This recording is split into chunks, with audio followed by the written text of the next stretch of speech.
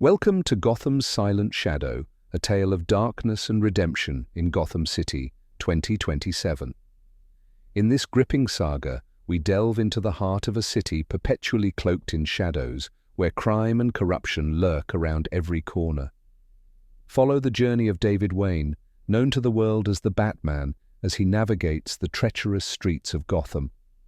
From the heights of Wayne Tower to the depths of its darkest alleys, witness the struggle of a vigilante torn between his duty as Gotham's protector and the ghosts of his own past.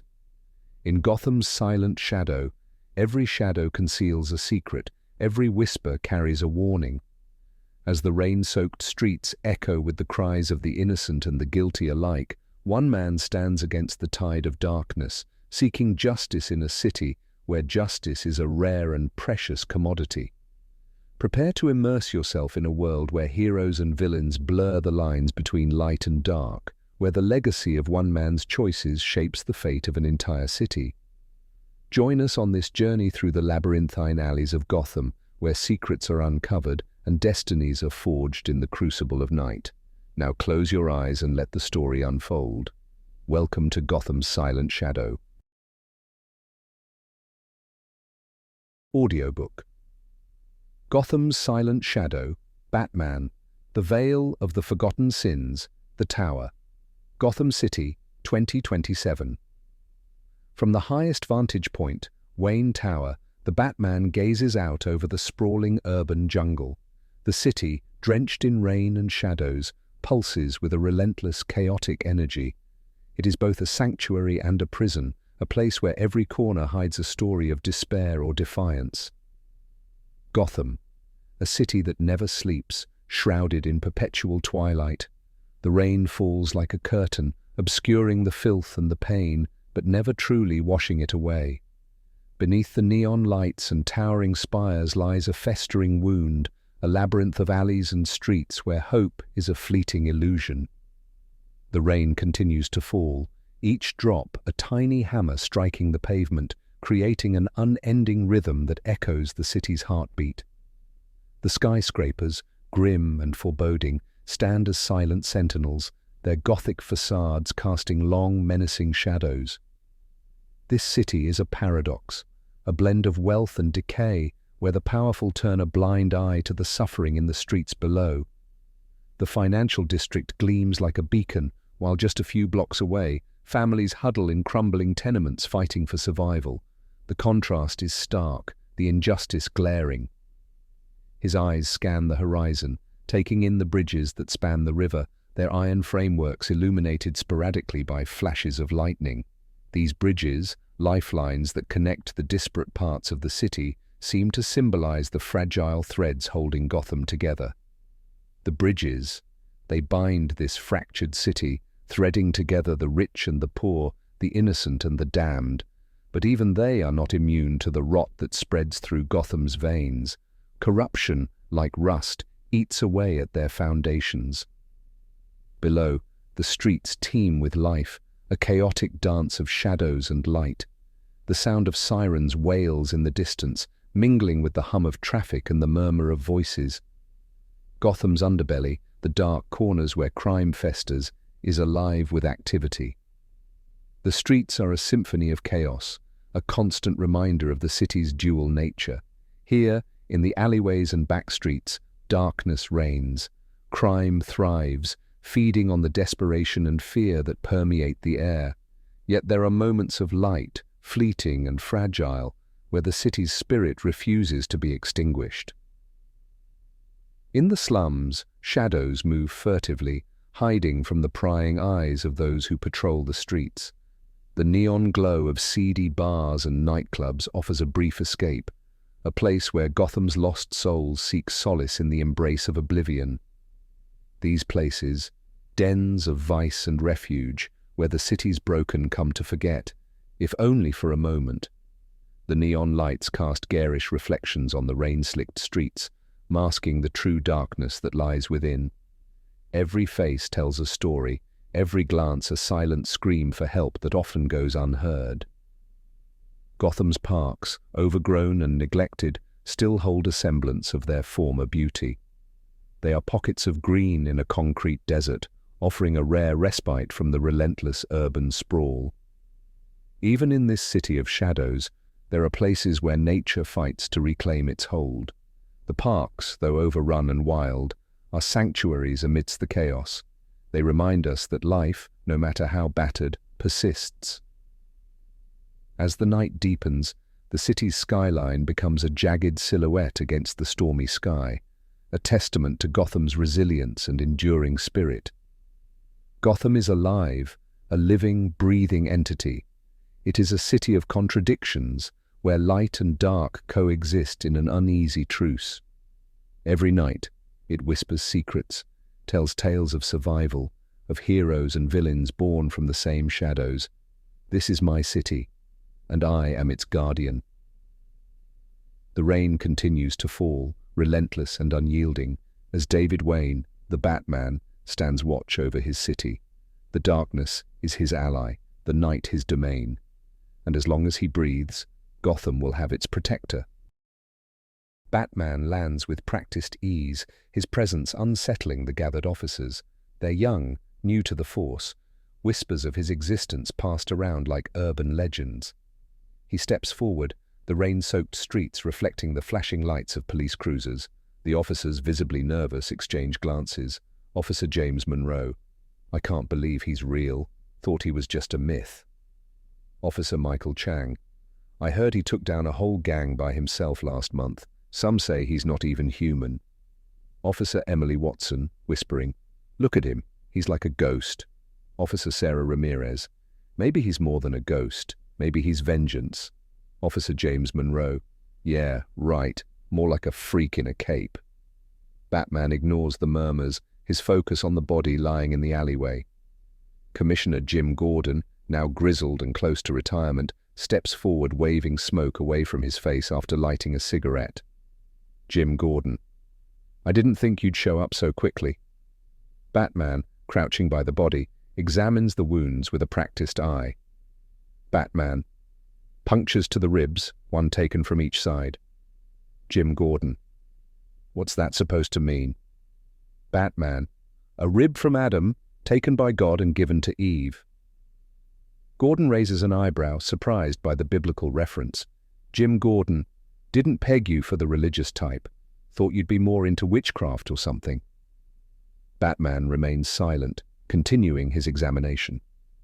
An officer nearby mutters something derogatory under his breath, but Batman's attention is drawn to a mark on the body's skin. Batman. That mark. It's the mark God gave Cain after he slew Abel. Genesis 4:15. Muttering Officer Michael Chang, sarcastically. Great, now he's a Bible scholar. Marcus Thompson. Shut up, man. Show some respect. Gordon's eyes widen slightly as Batman leans in, pulling out a small flashlight. He shines it into the victim's eyes, counting silently. On the 7th second, the body convulses, the victim grabbing Batman by the neck, gasping out a chilling message. Victim. They're alive, David. They're alive. David jolts awake, his heart racing as he sits up in bed. The room around him is cloaked in darkness, the only light filtering in through heavy curtains drawn over tall windows.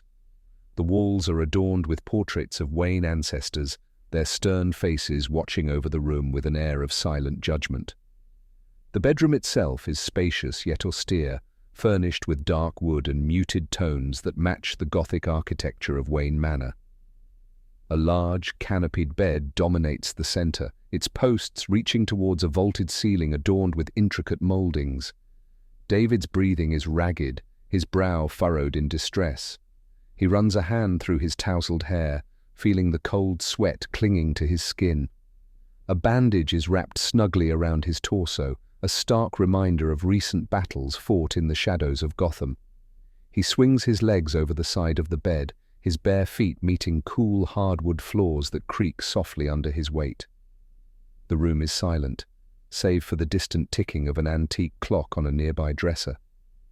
Moonlight filters through the curtains, casting ethereal shadows across the floor.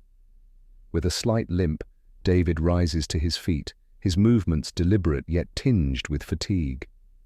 He reaches for a cane leaning against the bedside table, its polished wood gleaming faintly in the dim light. Each step echoes softly in the stillness as he crosses the room. The atmosphere is heavy with history and secrecy, a testament to generations of Waynes who have called this place home. The air is scented with the faint aroma of old books and aged wood, mingling with the lingering traces of incense from a distant memory. As David makes his way through the bedroom, he passes by a writing desk adorned with scattered papers and a flickering oil lamp. The shadows play tricks along the walls, dancing in time with the flickering flame. A portrait of his parents hangs above the desk, their smiles frozen in time, a reminder of their absence.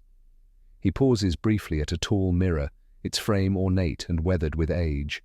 His reflection stares back at him, dark eyes reflecting a mix of weariness and determination.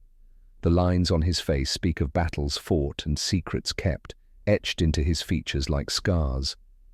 With a deep breath, David continues his journey through the manor, the echo of distant voices haunting the halls. The grandeur of Wayne Manor stands as a testament to a legacy forged in shadows, a sanctuary amidst the chaos of Gotham. As David swallows the bitter pills, he feels a knot of tension loosening in his chest, only to tighten again at the sound of a child's voice echoing through the grandeur of Wayne Manor. Child's voice from the living room. "Hello, David." The voice sends a shiver down David's spine. He turns slowly, eyes scanning the dimly lit living room. Shadows dance along the walls, playing tricks on his vision as he tries to make out the figures seated in the corner. There, nestled in the shadows, sits a young boy with familiar features, a mix of his own and someone he once knew. David's heart races, his mind struggling to comprehend the impossible. David Wayne whispered to himself, "No, it can't be." But there they are, two children who shouldn't exist in his world anymore. The first boy gazes at him with eyes that seem to hold wisdom beyond his years, a small smile playing on his lips. The second boy stands opposite, silent yet commanding in his presence. David Wayne with thoughts racing through his mind. They can't be real. They're supposed to be gone. How are they here? Fear and confusion grip David's heart as he takes a cautious step forward, the room suddenly feeling too large and too small all at once.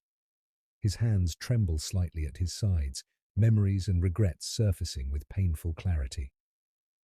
"David Wayne, what are you doing here? And who are you?" His voice is strained, barely concealing the turmoil within. The children remain eerily calm, their presence a stark reminder of promises made and broken. Unknown child. "You know who we are, David Wayne?" Their words cut through the silence like a knife. David's breath catches in his throat, torn between denial and a desperate longing for understanding.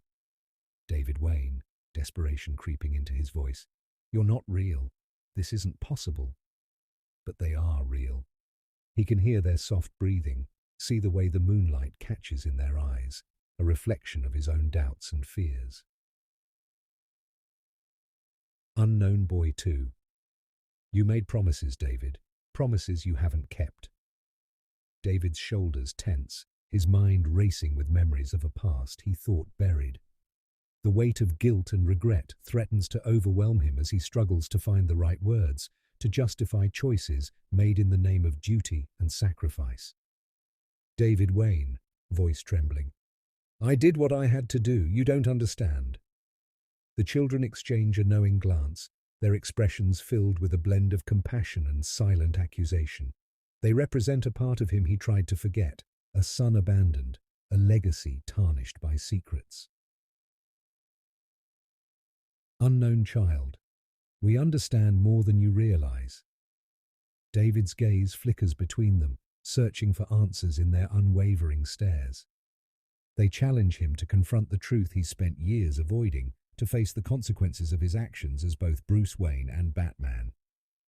David Wayne, fighting against his emotions, "You need to leave, it's not safe here."